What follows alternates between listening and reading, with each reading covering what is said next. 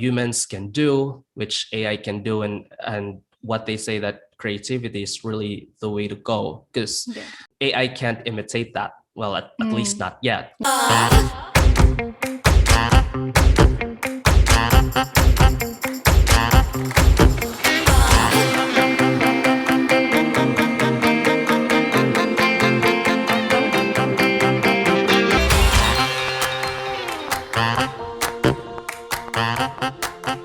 I have always been fascinated with arts, and I was very much drawn into it.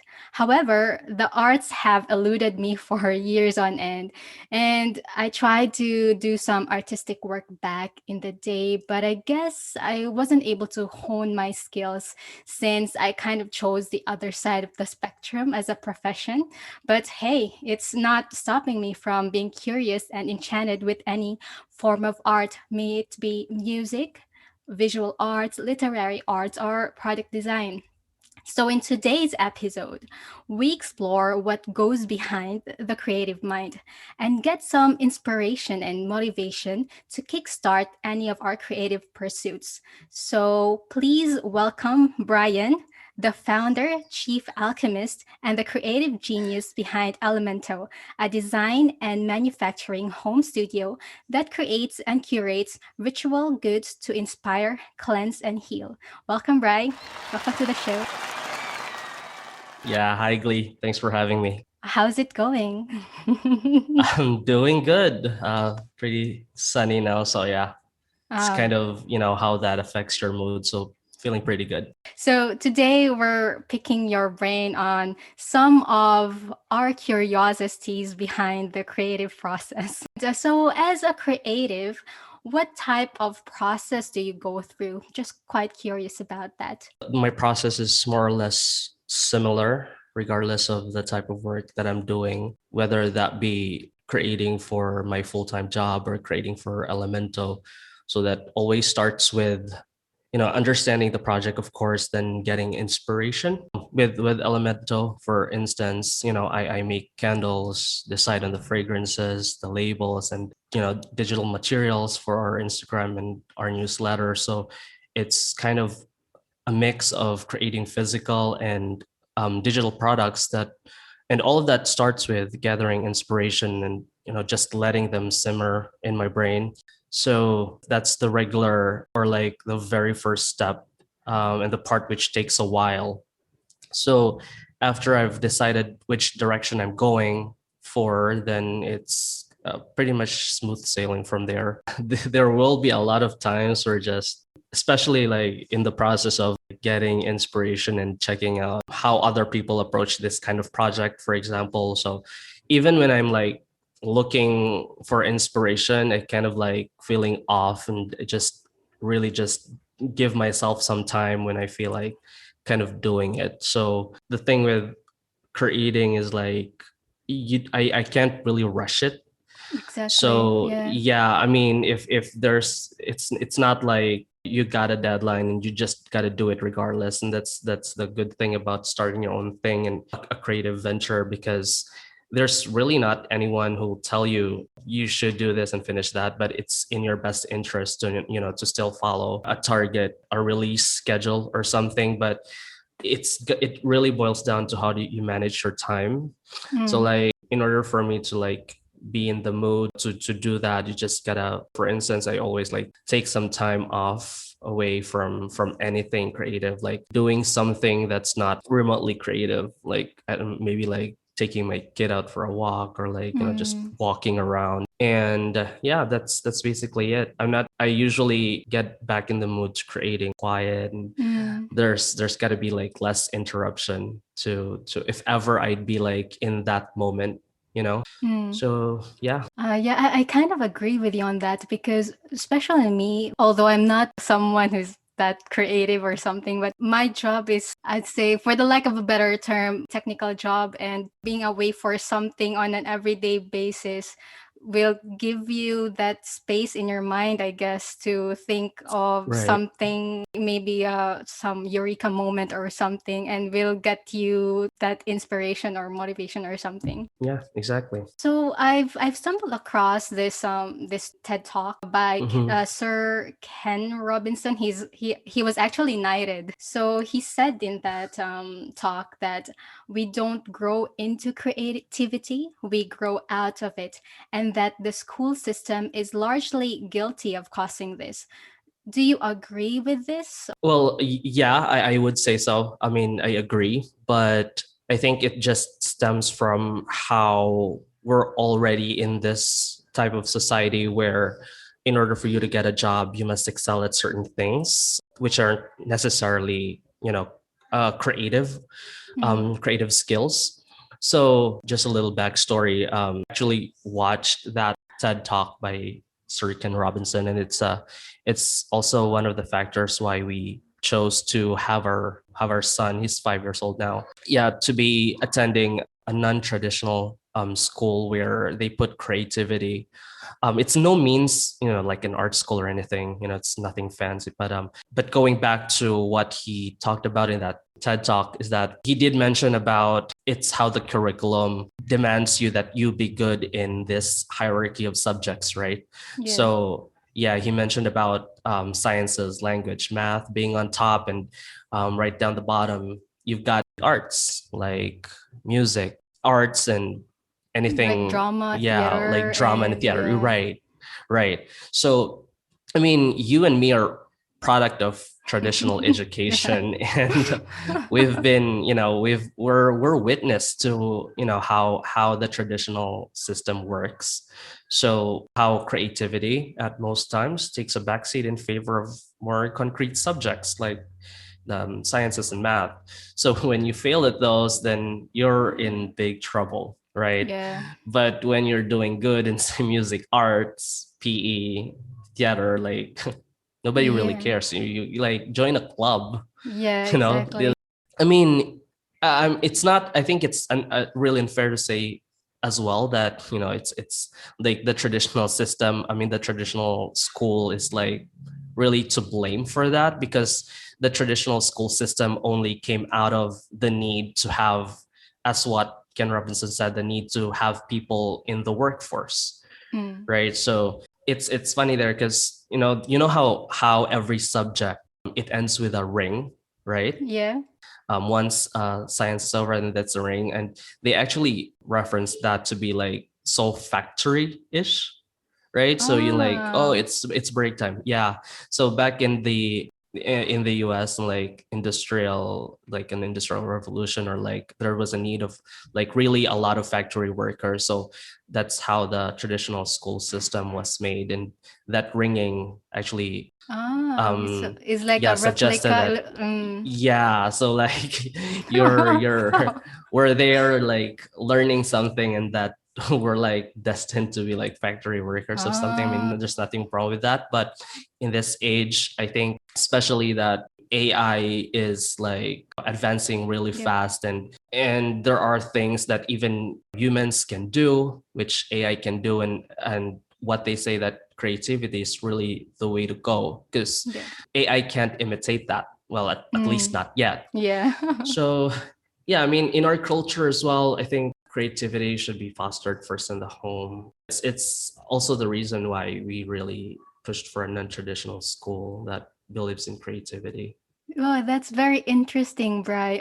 Is it like in the Philippines? Yeah, it's Montessori education basically. Ah, okay. If you could Mm. also expound on that for our listeners as well.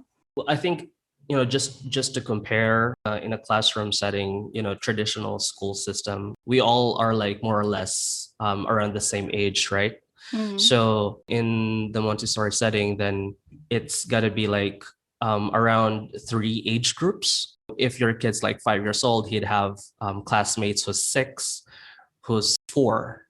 Mm. So that way they'd have experiences dealing with older children, they'd have experiences dealing with younger children. In every step of the way, it's really like creative ways to solve problems. You got your materials, a simple math equation, you'll solve it creatively. And ironically enough, what they call their doing a subject, or like when they're learning a subject, they call it work. Yeah, and it doesn't really follow like a pattern of how back in the days we got science first subject and everyone's doing science, comes next English. And so in their setting, they're free to do what they'd like to learn on that given time period. They just got to be a supervisor. They call them the directors. So they just recognize that every kid is different. You can't really force what he would want to learn at that given time period. So they give the child the freedom to do what they want to do, as long as it's the type of work that is expected of them. They have nature walks, and it's not necessarily like they got to sit down and do math equations. And like they said, they're also doing math, counting how many dishes they're doing, like just incorporating those otherwise mundane subjects and doing things out of the ordinary and creatively. Oh, that's very interesting. Back in the day in high school, we still have those a lot. We have a lot of activities about arts. Yeah. If you remember, I think we had those drama plays and everything like that. Yeah, I love that. Yeah, I love Yeah, those. and you remember we had those plays where there's like a raconteur. Yeah. Yeah, it was very fun. Kwentuhan. Yeah. Yes. The best option would be just to get Hmm. a job that puts money in the table. I mean, Yeah, yeah. because third world country, I think it's really about survival. I'd say it's not some entertainment or something like that, where it's not in the priority, I guess, at that time. For real. Yeah. I Yeah. mean, if you ever would go to like fine arts, you gotta have the approval of your parents Yeah. because they're gonna pay for it, and that's not gonna be you. Ever wonder why there's like the term struggling artist? Yeah, There's or no starving artist even. starving artist. Yeah, Yeah. exactly. You don't like you don't hear like struggling accountant or like Yeah. struggling. That's not like thrown around, not too much as yeah that term. So I guess that kind of reflects how society perceives creatives Yeah, as something like should be done just as a side hustle or something. exactly. Unfortunately, Unfortunately. that's the world we live in. Yeah, I mean, I guess that's the real concern, right? I mean, that's the only concern why people wouldn't really, I mean, go for something creative, do Yeah. something creative in the first place, because it's not gonna be like stable source Mm, of income right away. You yeah. gotta work your ass off to be like even be recognized, so that your creations would be worth something. What would you do if you knew that you couldn't fail, and what you think is worth doing creatively, even if you do fail? Right, that's a that's a very hard question. I mean, there are a lot of things. I think if you ask anyone what they would Mm, do creatively, and there's a lot of question, I mean, the answers that comes to mind. But I think I'm gonna focus on what I'm doing right now, because mm. I found it really fulfilling for me to do this, to run Elemento. So right now I'm like happy running that, although it's not, I mean, always nice, if you know what I mean. Yeah. First and foremost, it is a business, so it's like starting your own thing, and with just you running that, it could get dark sometimes. But seeing how people get excited and actually thank me for making something they enjoy, I believe it's worth doing, even if it fails in the end. Hopefully not. Have you watched, I mean, I know you sing and like you play the guitar still, right? And Mhm. there was this show on Netflix. I forgot the title. You know, the couple who like travels and then in a school bus. No. But yeah, so basically, the girl there was like traveling, and at the same time, along her travels, she releases these songs, and her songs are available at Spotify, and they're actually good. And she just Oh. draws inspiration from her travels and have that into songs, and it's actually nice. And it's I just sometimes I just wish it could like anyone could do that, but Yeah. sadly, yeah, Unfortunately, we have to eat. yeah, we have we have to pay rent and stuff. So, for real. can I ask though, what drives your creativity these days that you pour into Elemento or? Mhm. Well, the one thing I love about creating for Elemento is that there's just a different or like a multi-step process, and different kind of creativity comes into play. So it's I do a mix of a physical product, and then there's the marketing side of it, which I also make the materials for. Mm, So that's digital materials. And like the thing with that is that I just love creating and just, exploring what could be done, how it can be done is really just enough driving force for me to keep going. mm, So yeah, I mean, at one point you'd be thinking of how the labels would look, so that's a different thing. And then there's, even if it's like Instagram stories, I make it a point that it looks polished and it looks real beautiful. So I really put time into creating those, and not just like picking up an app and just put in text and call it a day.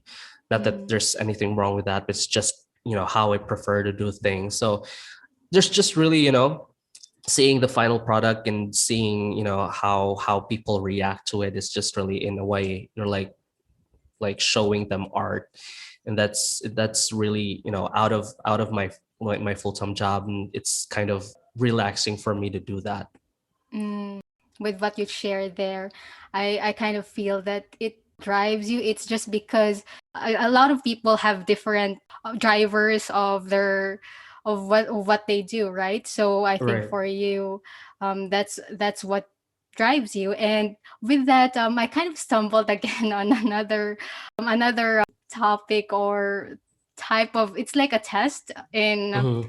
Adobe has created, and it kind of linked to what you said earlier about like what type of creative you are, your creative type, I guess. So it's in the mycreativetype.com. Prior to this, have you tried it before? Prior to how when we talked about it? Yeah, yeah, Oh, I have. really? And yeah, and it's just, see, the one thing about this is that it's sometimes is, just creepy how accurately these things go. Yeah. So yeah, so I think I got the maker. Hmm. Yeah, that's what it's called, as my creative type. Can you share to us what the maker is? Okay, according to my creativetype.coms, that I'm the maker. The creative strength is focus and dedication and ability to achieve mastery. Mm. So yeah, untapped potential is taking creative risk and finding joy and play in the process. Not sure about that, because I find plenty of joy in what I do, but maybe that refers to something else. And my ideal collaborator is the visionary. I Mm. don't have any reference for what the visionary is. So yeah, according to on here, I'm driven, focused, and dedicated to the creative process, and has mastered the art of manifesting ideas and visions in three-dimensional form. So society greatly Mm. benefits from the work of maker types who develop the systems, structures, tools, and innovations that the rest of us rely on. Quite accurate. Yeah, this is like this first paragraph actually surprised me a little bit of how accurate that is, because I mean, I guess it's not much of a surprise, because there are questions that you have to answer, and I really like to have something like a system put in place where I go back to, in case like I'm feeling, sometimes I need systems as a sort of an anchor for me Mm. to get back to work. When I feel like procrastinating, I just go back to my Notion to check on what needs to be done, stuff like that, what needs to be prioritized. And sometimes, oddly, that is enough for me to be, to build up that momentum of creating again. Mm. So yeah, in a way, I really like structure and systems, and this Ah. accurately describes it. Me actually, so I got the what was this? The Dreamer, The dreamer. which is like quite accurate as well. I'd say because I have I have a lot of like emotions and imaginations and stuff like Mm. that. So and untapped potential is using dreams to fuel real world action. To me, the Dreamer, like how it was described, I feel that something that doesn't do anything, like it just dreams. you know. So sad, right?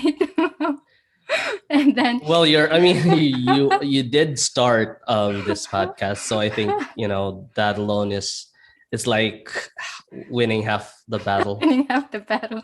Yeah, it's yeah. So the ideal collaborator for me is the innovator. I haven't checked what the innovator is. They always say that self-doubt is the greatest creativity killer. Mm, Yeah, yeah. so Have you at doubted sometimes, though, Brian, in your yeah, so? I mean, there will be times where, that self-doubt just rears its ugly head and just come poking you around. So I sometimes, especially that happens when, those days when there's not much happening. So Mm, like, running your own thing, I kind of like, oh, maybe the people doesn't, maybe people don't like what I'm making right now, or like they're just not feeling it, and maybe mm. that's why they're silent, because they don't have anything nice to say.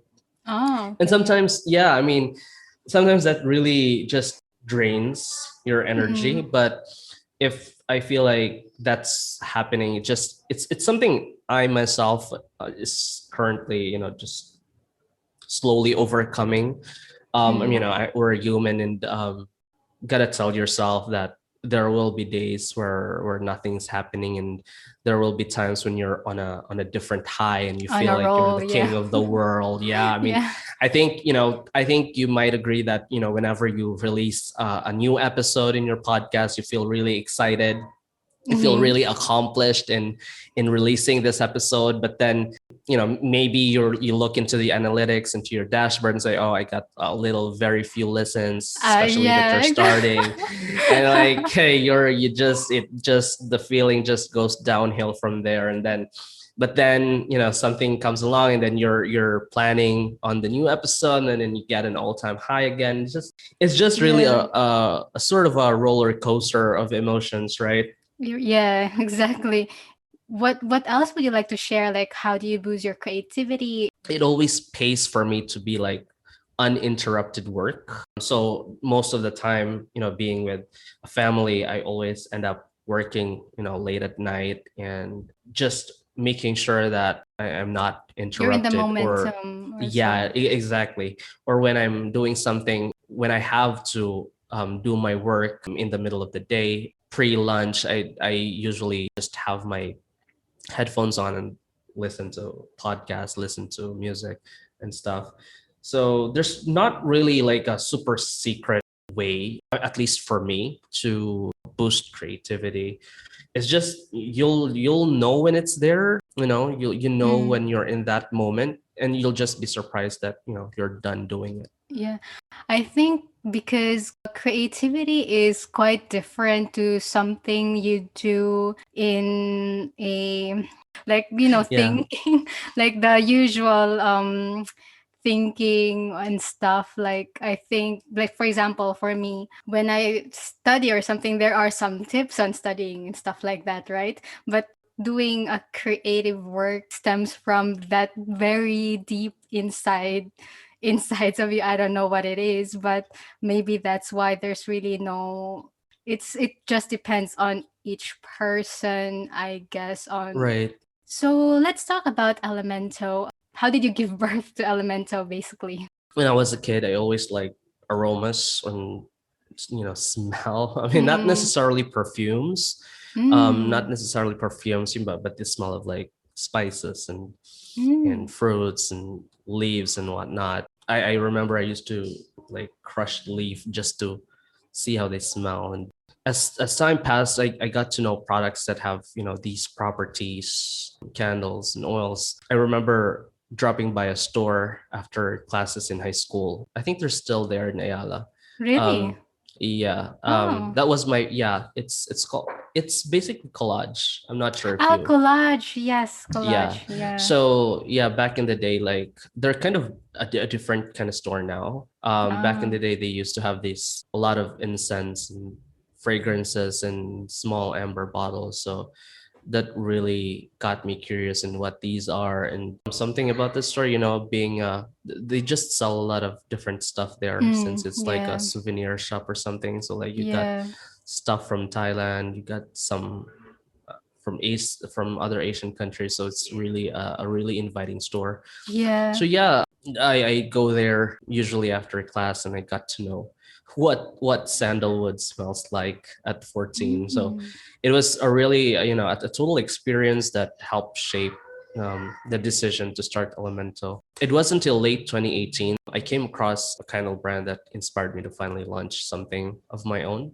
Mm. So I began crafting ideas about how the candles would look like, what fragrances to use, and the overall feel and mood. And I loved there's just a different kind of aspect and stage of the process and how it sets your creativity on different mediums. So it's different, like just drawing and maybe drawing first for some other people and getting paid for it. There's just a different compartment of how you would want to deal with creating something like Elemento. Mm. So yeah, that's how it started.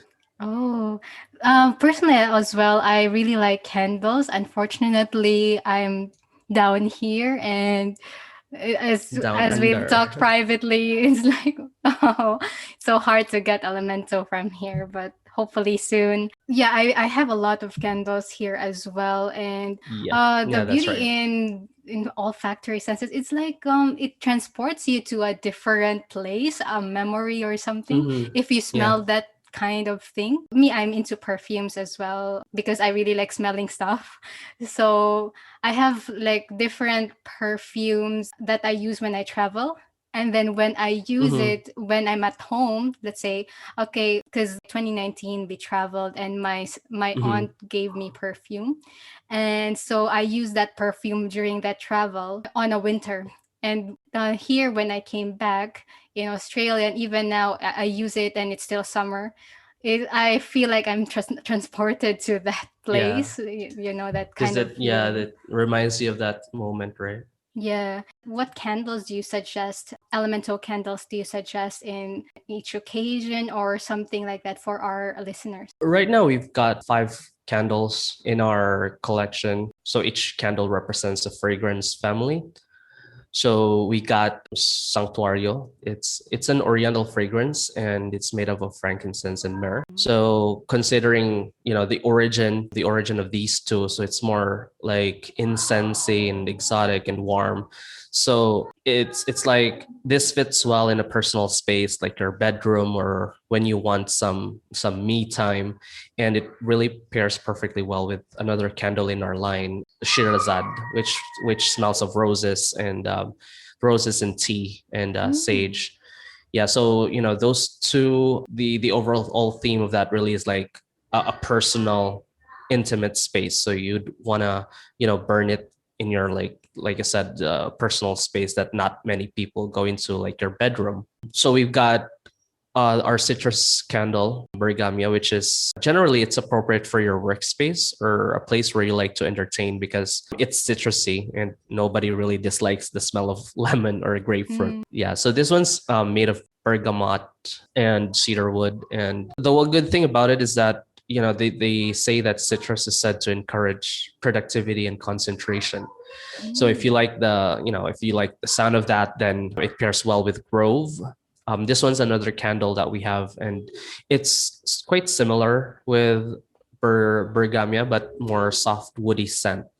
So it's like a foresty forest scent after a rain, but with just a slight sweetness to it because of the oak moss, which is in it. We got bear, which is not bear like the animal, but this one's berries.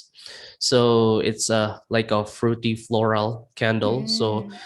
I mean, for this one, it's a versatile candle. It's like you could probably like burn it anywhere you like. I mean, it's a little bit tangy because there's a little bit of lemon in it. At the same time, it's sweet and it's floral, so it kind of fits anywhere really. So for the bear, is it BERR? This one's Icelandic for berry. Ah, It's okay. like that, yeah, BAER. Is there like more suitable for Yeah. women, something like that? Well, I'd say the bear and the and Sherazad's mostly it's mostly floral.